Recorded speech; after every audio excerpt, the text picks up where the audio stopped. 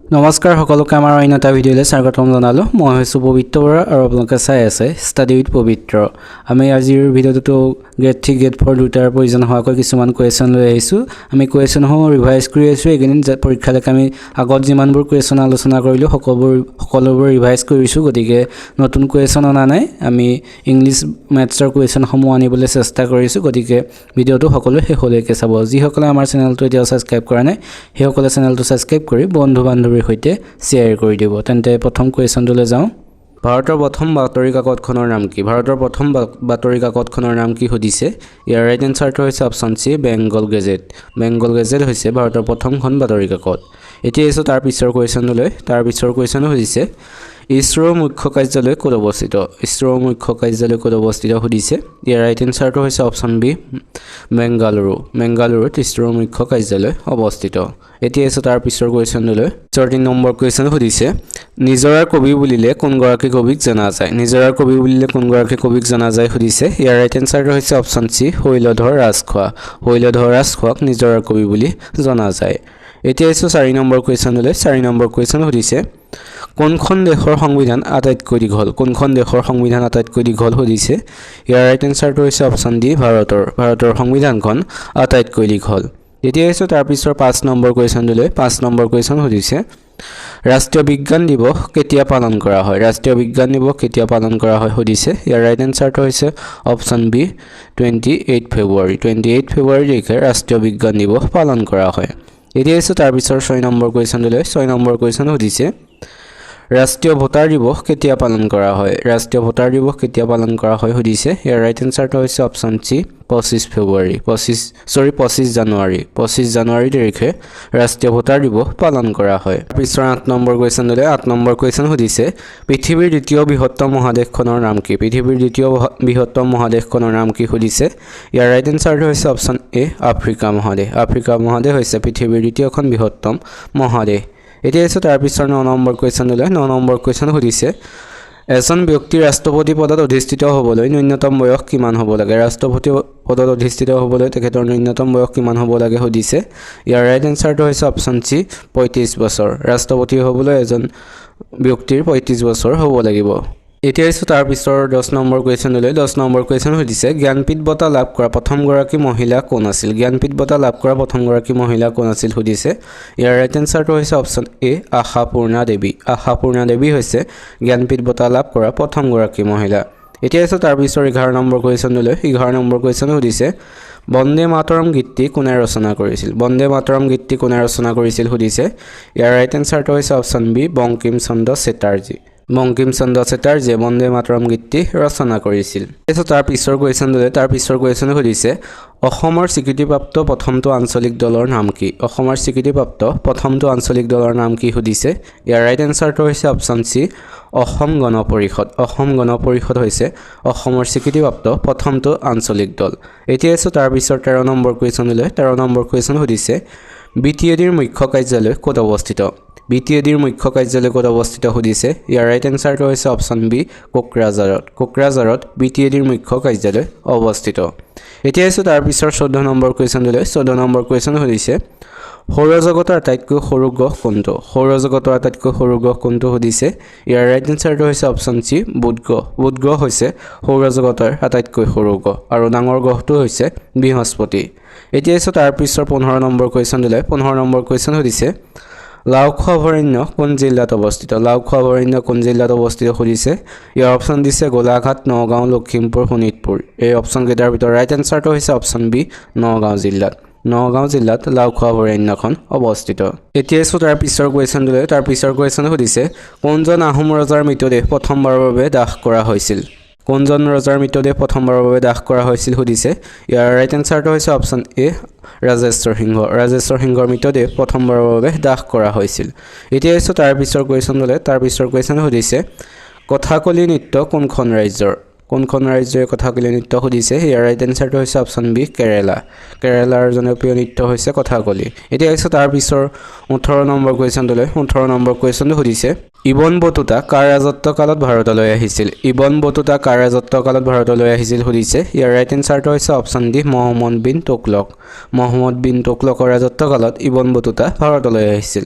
এতিয়া আহিছোঁ তাৰ পিছৰ 19 নম্বৰ কুৱেশ্যনটোলৈ 19 নম্বৰ কুৱেশ্যন সুধিছে বৈদ্যুতিক ক্ষমতাৰ একক কি বৈদ্যুতিক ক্ষমতাৰ একক কি সুধিছে ইয়াৰ ৰাইট এনসাৰটো হৈছে অপচন এ ওৱাট ওৱাট হৈছে বৈদ্যুতিক ক্ষমতাৰ একক এতিয়া আহিছোঁ তাৰ পিছৰ কুৱেশ্যনলৈ তাৰ পিছৰ 20 নম্বৰ কুৱেশ্যন সুধিছে কিমান চনত অসমত প্ৰথম জনতা দলৰ চৰকাৰ গঠন হৈছিল কিমান চনত অসমত প্ৰথম জনতা দলৰ চৰকাৰ গঠন হৈছিল সুধিছে ইয়াৰ ৰাইট এনসাৰটো হৈছে অপচন চি 1978 চনত 1978 চনত অসমত প্ৰথম জনতা দলৰ চৰকাৰ গঠন হৈছিল আজি ভিডিওটো চাই কেনেকুৱা পাইছা সকলোৱে কমেণ্ট কৰি জনাবা যদি ভাল পাইছা তেনেহ'লে চেনেলটো ছাবস্ক্ৰাইব কৰি বন্ধু বান্ধৱীৰ সৈতে ভিডিওটো শ্বেয়াৰ কৰি দিবা এতিয়া আছে তাৰ পিছত 21 নম্বৰ কুৱেশ্যনলৈ 21 নম্বৰ কুৱেশ্যন সুধিছে অসমৰ ডিগবৈ শোধনাগাৰ কিমান চনত স্থাপন হৈছিল অসমৰ ডিগবৈ শোধনাগাৰ কিমান চনত স্থাপন হৈছিল সুধিছে ইয়াৰ ৰাইট এনসাৰটো হৈছে অপচন এ 1901 চনত 1901 চনত ডিগবৈ শোধনাগাৰ স্থাপন হৈছিল এতিয়া আছে তাৰ পিছৰ 22 নম্বৰ কুৱেশ্যনলৈ 22 নম্বৰ কুৱেশ্যন সুধিছে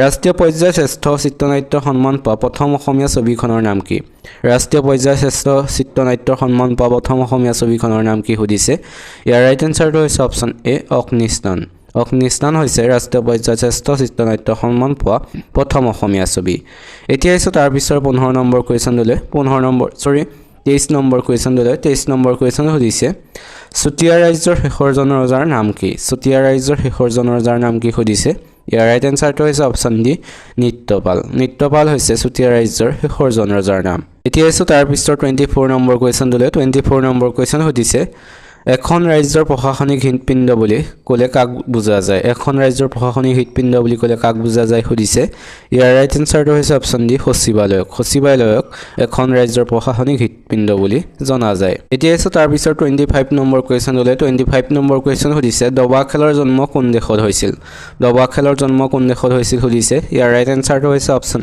এ ভাৰতত দবা খেলৰ জন্ম হৈছিল এতিয়া আহিছোঁ তাৰ পিছৰ কুৱেশ্যনলৈ তাৰ পিছৰ কুৱেশ্যন সুধিছে প্ৰথম অসমীয়া সম্পূৰ্ণ ৰঙীন ছবিখনৰ নাম কি প্ৰথম অসমীয়া সম্পূৰ্ণ ৰঙীন ছবিখনৰ নাম কি সুধিছে ইয়াৰ ৰাইট এনসাৰটো হৈছে অপচন চি ভাইটি হৈছে প্ৰথম অসমীয়া সম্পূৰ্ণ ৰঙীন ছবি এতিয়া আহিছোঁ তাৰ পিছৰ 27 নম্বৰ কুৱেশ্যনলৈ 27 নম্বৰ কুৱেশ্যন সুধিছে অসম সাহিত্য সভাৰ তৃতীয়জন সভাপতি কোন আছিল অসম সাহিত্য সভাৰ তৃতীয়জন সভাপতি কোন আছিল সুধিছে ইয়াৰ অপচনত দিছে চন্দ্ৰধৰ বৰুৱা কালিৰাম মেধি হেমচন্দ্ৰ গোস্বামী পদ্মনাথ গোহাঁই বৰুৱা এই অপচনকেইটাৰ ভিতৰত শুদ্ধ উত্তৰটো হৈছে অপচন বি কালিৰাম মেধি হৈছে অসম সাহিত্য সভাৰ তৃতীয়জন সভাপতি তাৰ পিছৰ 28 নম্বৰ কুৱেশ্যন সুধিছে আয়াৰলেণ্ডৰ মুদ্ৰাৰ নাম কি আয়াৰলেণ্ডৰ মুদ্ৰাৰ নাম কি সুধিছে ইয়াৰ ৰাইট এনসাৰটো হৈছে অপচন এ ইউৰো হৈছে আয়াৰলেণ্ডৰ মুদ্ৰাৰ নাম এতিয়া আছে তাৰ পিছৰ কুৱেশ্যনলৈ তাৰ পিছৰ কুৱেশ্যন সুধিছে বড়ো সাহিত্য সভাৰ মুখ্য কাৰ্যালয় ক'ত অৱস্থিত বড়ো সাহিত্য সভাৰ মুখ্য কাৰ্যালয় ক'ত অৱস্থিত সুধিছে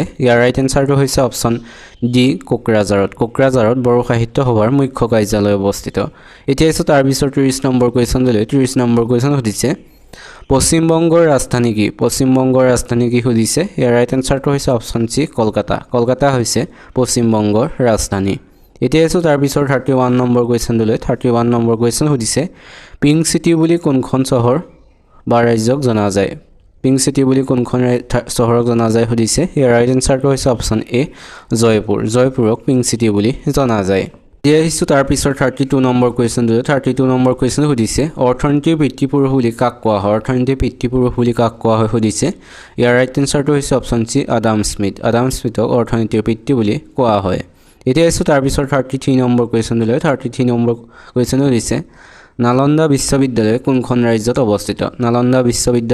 ৰাজ্যত অৱস্থিত সুধিছে ইয়াৰ ৰাইট এনসাৰটো হৈছে অপচন চি বিহাৰত নালন্দা বিশ্ববিদ্যালয়খন অৱস্থিত এতিয়া আহিছোঁ তাৰ পিছৰ 34 নম্বৰ কুৱেশ্যনলৈ 34 নম্বৰ কুৱেশ্যন সুধিছে বৰাক উপত্যকাত